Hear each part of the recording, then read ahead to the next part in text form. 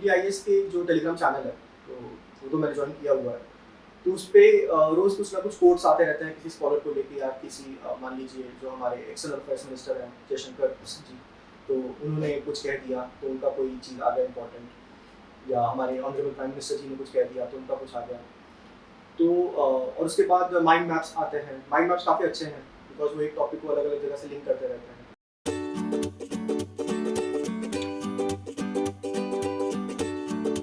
Hello everyone, मेरा नाम उत्कर्ष द्विवेदी है और इस साल मेरी यूपीएससी में 5th रैंक आई है और मेरा optional political science and international relations है।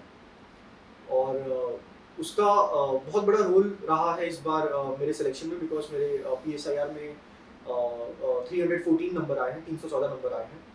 पेपर 1 में 168 है और पेपर 2 में 146 है। तो ये वीडियो में पर्टिकुलरली लोगों की ताकि उनकी हेल्प हो सके, PSIR जिन्होंने ऑप्शनल लिया हुआ है। तो पहली चीज़ तो ये है कि मैंने ये ऑप्शनल क्यों लिया, बिकॉज मेरा तो इंजीनियरिंग बैकग्राउंड है, मैंने मैकेनिकल इंजीनियरिंग पढ़ी हुई है। तो it was purely out of interest. और यही चीज़ मैं फ्यूचर एस्पिरेंट्स को भी सजेस्ट करूँगा कि जब आप किसी ऑप्शनल को चूज़ करें तो आप ये सब मत देखिए कि इसका सिलेबस छोटा है या इसका ये मटेरियल मिल जाएगा या बहुत आसान है या बहुत स्कोरिंग है। ये पैरामीटर्स नहीं हो सकते इस चीज़ के। जो मेन पैरामीटर है वो आपका इंटरेस्ट ही होना चाहिए, बिकॉज हो सकता है आपको 2-3 अटेम्प्ट लग जाए और मेजॉरिटी ऑफ द पीपल को लगेगा कि 2-3-4 अटेम्प्ट। 3 अटेम्प्ट मुझे भी लगे हैं। तो अगर कोई चीज़ आपको 3 साल 4 साल पढ़नी है तो आप उसको तब तक नहीं कर सकते हैं जब तक आपको उसमें रुचि ना हो। तो ये सोल फैक्टर रखिए उस ऑप्शन को सिलेक्ट करने का। तो पहली चीज़ तो ये हो गई। अब दूसरी चीज़ की पॉलिटिकल साइंस क्यों लेना चाहिए। तो पॉलिटिकल साइंस का सिलेबस बहुत ही वास्ट और बहुत ही डायनेमिक है और उसका स्पिल ओवर ना बहुत सारे अक्रॉस दी मेंस पेपर आपको दिखाई देगा। चाहे वो ऐसे का पेपर हो, आज के समय हम देख रहे हैं कि ऐसे में काफ़ी फिलोसॉफिकल टॉपिक्स आ रहे हैं। तो उसमें जो हम लोग स्कॉलर्स पढ़ते हैं PSIR के, वो काफ़ी काम आते हैं। हालांकि बहुत ज़्यादा स्कॉलर कोट करना is not an advisable strategy means ऐसे, बट स्टिल उसका स्पिल ओवर होगा बिकॉज IR के टॉपिक्स आते हैं, पॉलिटी के टॉपिक्स आते हैं। तो पहली चीज़ ये हो गई। दूसरी चीज़ हो गई GS2 तो पूरा सब पार्ट ही है इसका, apart from the governance section political science का। तो एक बार आप पॉलिटिकल साइंस, जैसे मेरा ऑप्शनल जो पॉलिटिकल साइंस था या है, तो एक इनहेरेंट कॉन्फिडेंस हमेशा GS2 को लेकर रहता था। इनफैक्ट लास्ट ईयर भी मेरे 108 नंबर थे GS2 में और इस बार 119 नंबर है GS2 में। और उसके लिए मैंने अलग से बहुत ज़्यादा प्रिपरेशन नहीं की थी। हालांकि अप्रोच थी डिफरेंट, बट प्रिपरेशन बहुत अलग नहीं थी बिकॉज पॉलिटिकल साइंस की वजह से एक ऑप्शन एक कॉन्फिडेंस था। और जैसे मेरे फ्रेंड्स हैं उनको पॉलिटी में बहुत प्रॉब्लम होती है, बट ये कहीं ना कहीं मुझे एडवांटेज मिलता था कि मुझे पॉलिटी में बहुत प्रॉब्लम नहीं होती थी, प्रीलिम्स में पर्टिकुलरली। और प्रीलिम्स में पॉलिटी और इकोनॉमी का तो बहुत ज़्यादा वेटेज होता ही है, ये तो सब जानते हैं।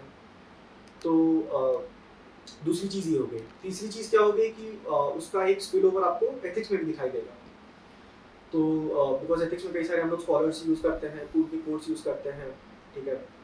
चाहे मीन्स वर्सेस एंड्स हैं तो उसमें मैकियावेली वर्सेस महात्मा गांधी को लिया जाता है, या अगर आप एक आइडियल लाइफ की बात करें तो आप अरिस्टोटल की, प्लेटो की बात करते हैं। तो ये सारे पॉलिटिकल साइंस के स्कॉलर्स ही हैं। तो ये हो गया, इसका स्पिल ओवर बहुत होता है। और तीसरी चीज़ ये है कि अब अच्छा स्कोर भी एक ठीक ठाक बन रहा है पॉलिटिकल साइंस में। आप नंबर ऑफ सिलेक्शंस देखेंगे तो अच्छे नंबर ऑफ सिलेक्शंस हैं पॉलिटिकल साइंस ऑप्शन से। तो ये सारी चीज़ें अगर हम देखें तो मैंने लिया था और इसका ये फ़ायदा हुआ मेरे साथ। अब हम बात करते हैं कि इसको अप्रोच कैसे करें। तो अब कई लोग होते हैं जो सेल्फ स्टडी कर लेते हैं, जिन्होंने ग्रेजुएशन ही सब्जेक्ट में किया हुआ है। लेकिन अगर आप मेरे जैसे हैं जिसको पता ही नहीं था पॉलिटिकल साइंस का पी क्या होता है, तो जो ग्रेजुएशन कंप्लीट किया तब जाके एक कोचिंग ज्वाइन की पॉलिटिकल साइंस के लिए, उसके बाद क्लासेस की, नोट्स बनाए। तो आप जब इसको कर रहे हैं तो आप नोट्स बनाइए। और फिर क्या होता है कि एक चीज़ जो आपको बहुत बाद में रियलाइज़ होती है वो ये होती है कि जब मेंस फ्री हो जाता है, मेंस सर पे आ जाता है 3 महीने के अंदर अंदर, तो आप देखते हैं कि पॉलिटिकल साइंस में तो यार खूब सारे मोटे मोटे रजिस्टर बन गए हैं, अब क्या किया जाए। तो ये चीज़ अवॉइड करने के लिए आप क्या कर सकते हैं, अगर to get a head start, मैं आपको ये सजेस्ट करूँगा कि जब आप मान लीजिए आप क्लास गए अपनी क्लास की, या आपने मान लीजिए कोई टॉपिक पढ़ा, आपके नोट्स बन गए कई सारे, आप उसको उसी रात को एक शॉर्ट नोट्स बना लीजिए। अब ये चीज़ मैंने नहीं की थी, बट क्योंकि मैंने नहीं की तो मुझे बहुत टाइम लगा उसको प्री के बाद मेंस के दौरान उसको कंसोलिडेट करने में नोट्स को। तो जो चीज़ मैंने गलती की उसको आप मत दोहराइए। तो आप उसी रात को बैठ के शॉर्ट नोट्स बना लीजिए उस चीज़ के। और ये मैं आपको अपने एक्सपीरियंस से बता रहा हूँ कि मुझे पूरे 2 अटेम्प्ट सिर्फ PSIR के नोट्स को कंसोलिडेट करने में चले गए थे। पहले अटेम्प्ट में मैंने उनको जो है पेन एंड पेपर बेस्ड मेरी अप्रोच होती थी, तो मैंने उन रजिस्टर से और छोटे-छोटे स्मॉल रजिस्टर्स बना दिए थे। और फिर दूसरे अटेम्प्ट में मैंने क्या किया, मैंने एवरनोट को यूज़ किया और उनको डिजिटलाइज़ किया उन नोट्स को और शॉर्ट किया, फ़ोटोज़ को यूज़ किया। तो 2 अटेम्प्ट तो मेरे इसी में चले गए। इस वाले अटेम्प्ट में थोड़ी बहुत जो है उनको रिवाइज़ करने का, उनको सही से पढ़ने का मौका लगा। तो आप पहले से इस चीज़ को कर लीजिए, ठीक है? अब एक चीज़ आती है कि पॉलिटिकल साइंस में नोट्स कैसे बनाएँ? तो आप एक काम करिए कि आप नोट्स को, ये चीज़ मैंने एक टॉपर हैं उनकी शायद 22 रैंक आई थी 2019 में। अ, तो उन्होंने ये चीज़ सजेस्ट की थी कि उन्होंने नोट्स को अपने इंट्रोडक्शन, बॉडी, कंक्लूजन फॉर्मेट में बनाया था उन नोट्स को।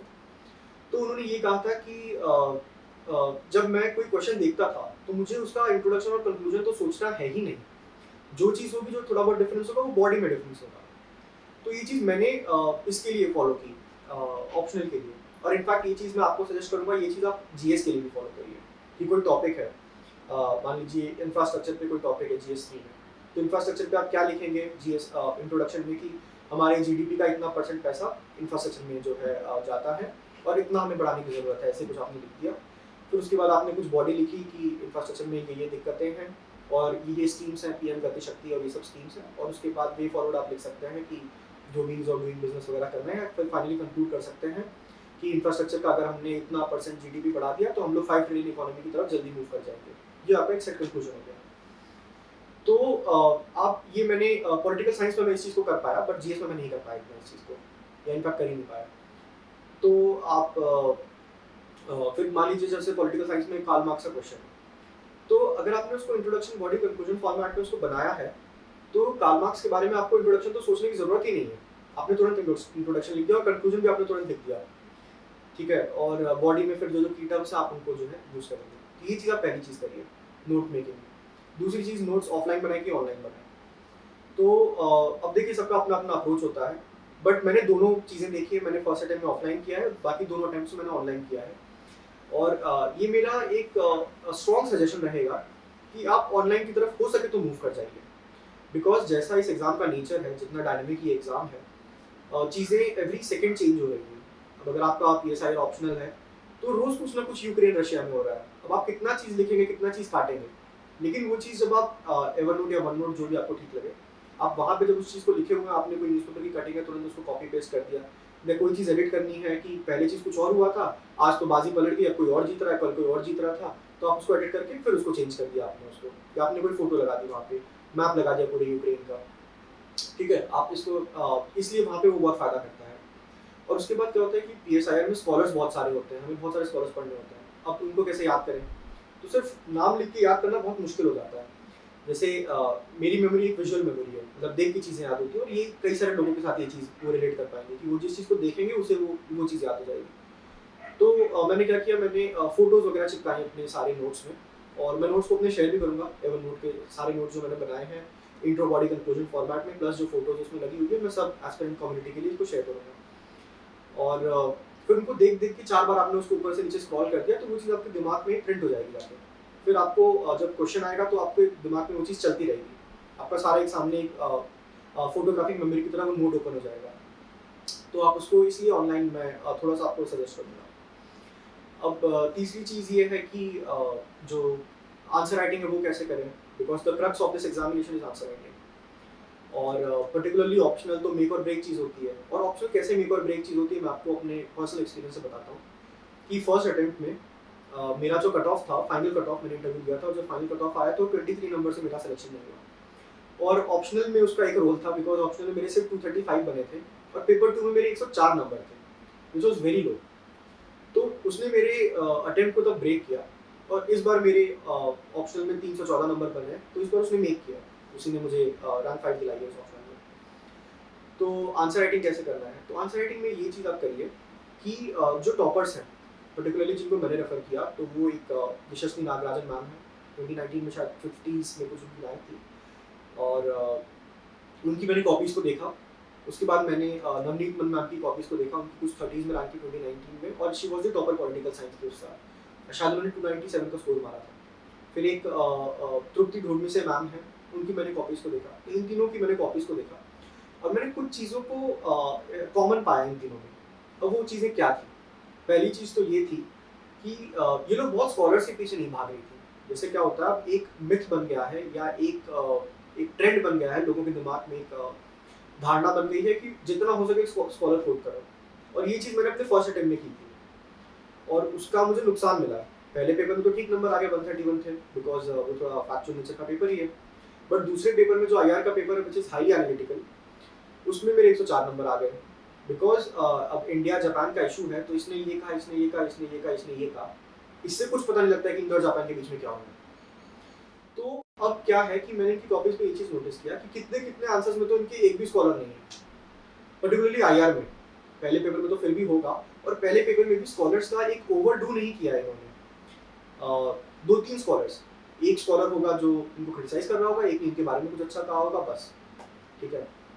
और कोशिश करिए कि कुछ किताबों के नाम आप कोट कर सकें।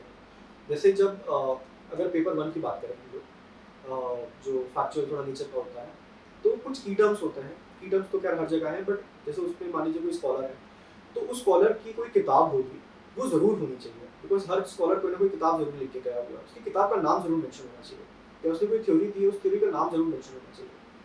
ठीक है? तो इसको ज़रूर आप मेंशन करिए। या पेपर 2 अगर है, जैसे आईआर का पेपर है, आईआर में डायनामिज़्म कैसे लाएँ?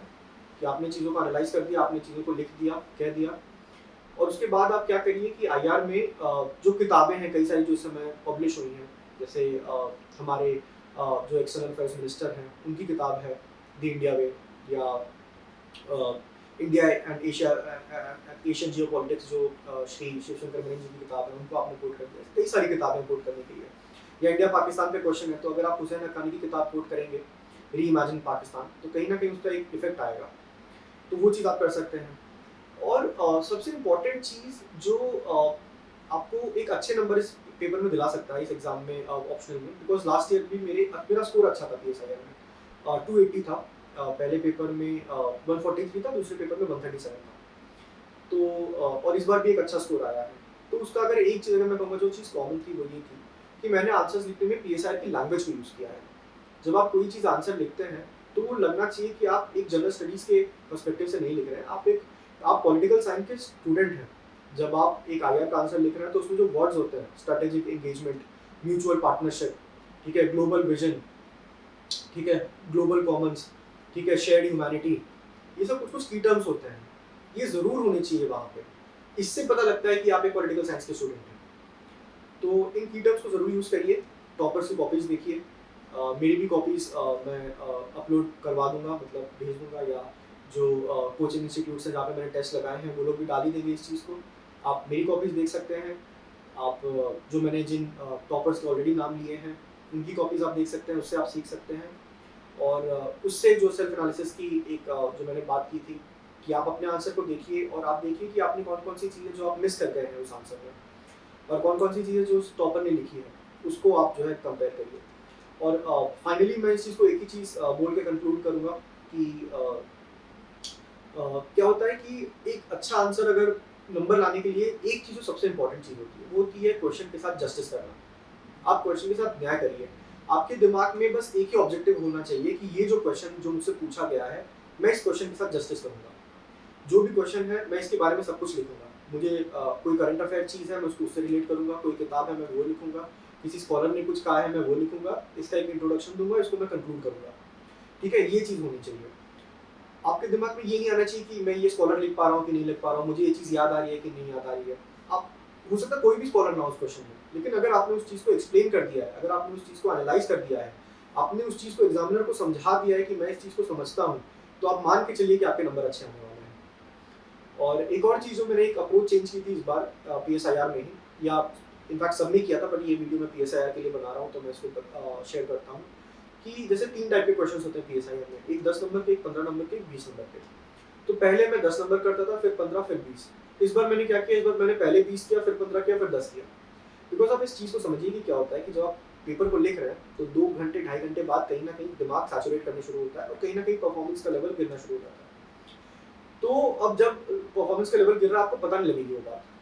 तो आप अगर लास्ट में 20 नंबर वाले कर रहे हैं, तो 20 नंबर में आपका डैमेज ज़्यादा होगा। क्योंकि 20 नंबर में अगर आप एक अच्छा आंसर लिखेंगे तो आप 15 तक खींच ले जाएंगे, लेकिन 10 नंबर में आप कितना भी अच्छा आंसर लिखेंगे आप 6 से ज़्यादा नहीं खींच पाएंगे, ज़्यादा से ज़्यादा 7 खींच लेंगे। और अगर 10 नंबर वाले में डैमेज भी होता है तो आपके 4 नंबर तो आ ही जाएंगे, लेकिन जब 15 नंबर वाले में डैमेज होगा या 20 नंबर वाले में डैमेज होगा तो 20 में से 5 नंबर आएगा। तो इसलिए जो आपकी पहली जो जो एनर्जी होती है, जो आपका सबसे ज़्यादा एंथुसियाज्म होता है पेपर लिखने का, जब आप स्टार्ट करते हैं तो आप कोशिश करिए वो सारा चीज़ एक वहाँ पे खर्च हो जहाँ पे रिटर्न सबसे ज़्यादा है। तो ये मेरा एडवाइस रहेगा कि पहले आप 20 नंबर को करिए, फिर 15 को, फिर 10 को।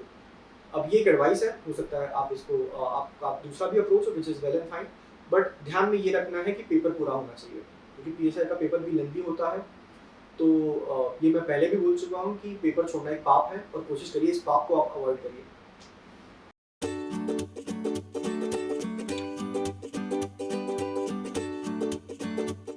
तो अब कुछ क्वेश्चंस हैं जो कुछ एस्पिरेंट्स ने मुझसे पूछा हुआ है, तो मैं कोशिश करता हूँ उन्हें आंसर करने की और फिर सेशन को कंक्लूड कर देते हैं।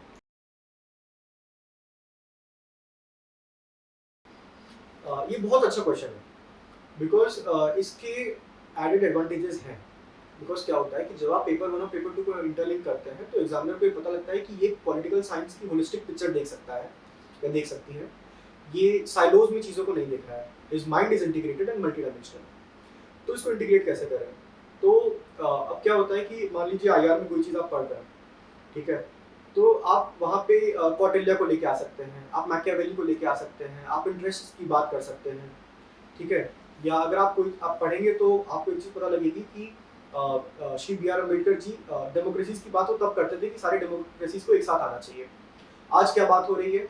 आज हम लोग D10 की D11 की बात कर रहे हैं। तो जब आप आईआर में D10 और D11 की बात कर रहे हैं, आप वहाँ पे ये लिखेंगे कि बी आर अम्बेडकर जी ये कहते थे कि वो तब से ये बात कहते थे कि एक डेमोक्रेसीज का सबका एक समन्वय होना चाहिए। तो वो आपका आंसर अलग से स्टैंड आउट करेगा।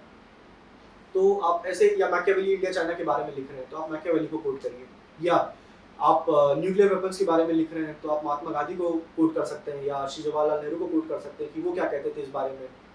तो तब आपका आंसर कहीं ना कहीं यूनिक स्टैंड करेगा। देखिए ये फ्लक्चुएशन क्यों होता है ये तो बहुत ज़्यादा किसी को समझ में नहीं आता है, और जो चीज़ आपके हाथ में नहीं वो आप मत सोचिए, ठीक है। मार्क्स आपके हाथ में इतने नहीं होते हैं, मार्क्स तो जो यूपीएससी से आते हैं आपको पता नहीं लगता कि इतने ज़्यादा क्यों आए, इतने कम क्यों आए। तो बट 2 साल से थोड़ा सा कंसिस्टेंट मेरा स्कोर रहा है पीएसआई में, पिछली बार भी 280 आया, इस बार भी 314 आया। तो आप अप्रोच एक, तो इसका मतलब जो मैं अप्रोच जो फॉलो कर रहा हूँ वो कहीं ना कहीं सही डायरेक्शन में वो एक अप्रोच है। तो वो अप्रोच क्या है वो मैंने पहले आपसे डिस्कस किया कि जो टॉपर्स हैं उनकी कॉपीज को देखिए, क्वेश्चन के साथ जस्टिस करिए, कीवर्ड्स को यूज करिए। जैसे मान लीजिए क्वेश्चन आया हांगकांग के ऊपर, अब हांगकांग के ऊपर क्वेश्चन है और वहाँ पे जो क्या वन स्टेट टू सिस्टम या ऐसे कुछ जो की टर्म होता है मुझे ध्यान नहीं आ रहा है, अगर वो वर्ड नहीं है तो आपका पूरे आंसर में आप कुछ भी लिख दीजिए हांगकांग के बारे में, उस आंसर का कोई मतलब ही नहीं है, बिकॉज आप वो जो मेन कीवर्ड था उसको आप मिस कर रहे हैं और एग्जामिनर की जो नजरें हैं वो उसी कीवर्ड को वो ढूंढ रही हैं। तो आप कीवर्ड्स पे फोकस करिए, क्वेश्चन के साथ जस्टिस करिए, जो पूछा है उसको लिखिए, इंट्रोडक्शन अच्छा लिखिए, कंक्लूजन अच्छा लिखिए, और आपस में इंटर रिलेट करिए, पेपर्स को इंटर रिलेट करिए, कॉन्सेप्ट्स को इंटर रिलेट करिए और करंट अफेयर्स को स्टार्टिंग से इंटर रिलेट करिए। अब ये बोलना बहुत आसान है, करना काफ़ी मुश्किल हो जाता है, बट जब आप इसको प्रैक्टिस करेंगे तो आई थिंक मैंने कर लिया तो आप भी कर लेंगे इस चीज़ को। देखिए इसका पहली चीज़ तो ये हो सकती है कि आप कंपैरेटिव पॉलिटिक्स बहुत ही लॉजिकल टॉपिक है, तो कहीं ना कहीं अगर आपको उसमें मुश्किल हो रही है तो इसका मतलब शायद आपको उसको समझने में भी प्रॉब्लम जा रही हो। तो किसी कॉन्सेप्ट को अगर समझना है तो थोड़ा सा आपको अपनी तरफ से एफर्ट डालना पड़ेगा। आप क्या करिए कि उसकी कोई किताब अगर आती हो तो आप पढ़िए, बिकॉज मैंने किताब तो नहीं पढ़ी थी कोई पॉलिटिकल साइंस के लिए, टाइम नहीं मिला, जब 3 बार मैंने इंटरव्यू दिया अटेम्प्ट में तो कभी बैठ के पढ़ने का मौका ही नहीं लगा कोई किताब, तो मैंने नोट्स पढ़े हैं। लेकिन क्या होता है कि आप उसको वैल्यूडेशन कैसे करेंगे उस चीज़ का, तो उसके लिए टेस्ट होते हैं। तो जब आप टेस्ट करते हैं और टेस्ट लिखते हैं तो उसका जब सोल्यूशन पढ़ते हैं तो आपको और क्लैरिटी आती है उस टॉपिक को लेकर, या जब आप कोई टॉपर की कॉपी पढ़ते हैं तो उसमें कोई चीज़ ऐसी लिखी होती है जो आपको नहीं पता होती तो आपको और क्लैरिटी आती है, तो धीरे धीरे आपका अंडरस्टैंडिंग उस चीज़ को बढ़ता रहता है। और दूसरी चीज़ ये है कि मेरा अप्रोच हमेशा ये रहा है पेपर 2 में कि कंपैरेटिव पॉलिटिक्स थोड़ा यार मुश्किल तो है ही, मुझे मुश्किल लगता है, तो मैं जो सेक्शन बी है, जो इंडिया वाला जो सेक्शन है, इंडिया एंड द वर्ल्ड वाला सेक्शन है, मैं उसको ज़्यादा अटेम्प्ट करता था। मैंने पिछली बार भी वही अटेम्प्ट किया और 137 आया था, और इस बार भी अटेम्प्ट किया 146 आया। तो अगर आपको बहुत प्रॉब्लम जा रही है तो आप फोकस करिए कि आप अपने पेपर 2 के पार्ट बी को बहुत स्ट्रॉन्ग कर लें। ये इम्पोर्टेंट क्वेश्चन है बिकॉज PSIR इतना बड़ा सब्जेक्ट है तो उसका कहीं ना कहीं तो एस्पिरेंट्स को लगता है फ़ायदा मिलना ही चाहिए इतना अगर समय दे रहे हैं तो उसका ऐसे राइटिंग में आप ऐसे यूज़ कर सकते हैं कि जैसे इस बार का जो एक टॉपिक था कि the process of self discovery has been digitally outsourced. तो मैंने उसको शुरू ऐसे किया था कि मैंने एक कॉन्वर्सेशन लिखी थी प्लेटो और अरिस्टोटल के बीच में, उससे मैंने शुरू किया और उनकी बात हो रही थी कि what is a good life. तो प्लेटो बोल रहे थे कि आपकी गुड लाइफ का एक आइडिया होना चाहिए, एक आइडियल लाइफ होनी चाहिए और सोसाइटी को हम ऐसे हमको बांटना चाहिए, जिसको थ्योरी ऑफ कम्युनिज्म भी कहते हैं। तो अरिस्टोटल बोलता है कि नहीं ऐसा नहीं होना चाहिए, एक मध्यम मार्ग होना चाहिए, मिडिल पाथ इज दी मतलब गोल्डन मीन की बात करता है। फिर मैं उसको दूसरे पे आ गया, फिर मैंने कहा कि पहले सेल्फ डिस्कवरी का प्रोसेस ऐसे कॉन्वर्सेशन से होता था, डायलेक्टिक से होता था। आज सेल्फ डिस्कवरी का प्रोसेस कैसे होता है कि हम यूट्यूब पे चले गए और फिर हम लोग जो है वहाँ पे हम लोगों ने कोई चीज़ देखी और फिर हम लोग को और चीज़ें टेक्नोलॉजी ने सजेस्ट की नेक्स्ट वीडियो और हमको लग रहा है कि वो हमारी सेल्फ डिस्कवरी का प्रोसेस है, बट एक्चुअली वो टेक्नोलॉजी आपको एक एल्गोरिदम के थ्रू सजेस्ट कर रही है। तो ऐसे मैंने पॉलिटिकल साइंस के स्कॉलर को यहाँ पे लेके आया, लेकिन स्कॉलर का ओवरडू मत करिए क्योंकि जो लोग पेपर चेक कर रहे हैं वो मुझे नहीं लगता कि पॉलिटिकल साइंस के प्रोफेसर ऐसे का पेपर चेक करते होंगे। आई डोंट थिंक ऐसा होता होगा, क्या होता है तो किसी को पता ही नहीं है, बट वो नॉर्मल प्रोफेसर ही होंगे। तो जितना ऐसे आसान रहे, जितना सिंपल रहे, जितना समझ में आ जाए, बिकॉज अगर आपने बहुत अच्छा ऐसे लिख दिया और उनको समझ ही नहीं आया तो फिर उस ऐसे का पर्पस डिफीट हो जाता है। तो इसको आप इस तरीके से इंटीग्रेट कर सकते हैं, but do not overdo. This is a good question because सारा खेल ही वहीं पर है। 1 मार्क एक्स्ट्रा एक क्वेश्चन में मतलब 20 मार्क्स एक्स्ट्रा एक पेपर में, और मतलब करीबन 60 70 80 नंबर पूरे GS वगैरह में, और वहीं पे सारा खेल खत्म हो जाता है। तो उसके लिए आप क्या करिए, उसके लिए जैसे PSIR में अगर हम कहेंगे तो उस चीज़ के लिए आप बुक्स को कोट करिए कि किसी ने कोई किताब लिखी है, तो मैंने उसके भी नोट्स बनाए हुए हैं, बुक्स को लिखते हुए मैं उनको भी शेयर कर दूंगा। तो आप किसी स्कॉलर को जो है कुछ करंट अफेयर्स में जो चीज़ हो रही है उसको उससे रिलेट करिए। तो आई थिंक वहाँ पे कहीं ना कहीं हर क्वेश्चन में तो पॉसिबल नहीं है, बट कुछ कुछ क्वेश्चन में आप ऐसे कुछ वैल्यू एडिशन करते हैं, कोई डेटा डाल के, कोई फैक्ट डाल के, पॉलिटी के क्वेश्चन में कोई कमेटी का नाम डाल के या सुप्रीम कोर्ट की जजमेंट डाल के आप जो है एक्स्ट्रा एक एक आधे नंबर फैच कर सकते हैं। ये सारे क्वेश्चंस थे जो कुछ एस्पिरेंट्स ने पूछे थे। तो आई होप मैंने आपकी हेल्प की हो और आपका कुछ भला हुआ हो। ये वीडियो देख के आपने समय दिया इस चीज़ पे, बहुत बहुत धन्यवाद इस चीज़ के लिए। मैं ओनली IAS को जो है थैंक यू करना चाहता हूँ ये प्लेटफॉर्म मुझे देने के लिए कि मैं एस्पिरेंट कम्युनिटी को रीच आउट कर पाया हूँ। और मैं बहुत ही जल्द अपने नोट्स को शेयर कर दूंगा, और मैं अपने जो मेरा ब्लॉग है उसका मैं लिंक भी दे दूंगा। उस पर आपको सारे नोट्स मेरे प्रीलिम्स, मेंस, इंटरव्यूज, ऑप्शनल सब कुछ मिल जाएगा। जो वैल्यू एडेड मटेरियल्स की मैं बात कर रहा था, जिसमें डेटा कमिटी, कोड्स और ये सब लिखे हैं, मैं वो भी शेयर कर दूंगा। थोड़ा सा अभी चीज़ें थोड़ी सी हेक्टिक चल रही है इसलिए मैं नहीं कर पा रहा हूँ, उसके लिए मेरा बहुत बहुत आपसे एक अपॉलॉजी रहेगा। तो प्रीलिम्स के लिए ऑल द बेस्ट, और उसके बाद फिर आगे मेंस के लिए मैं I will be available for you. Thank you.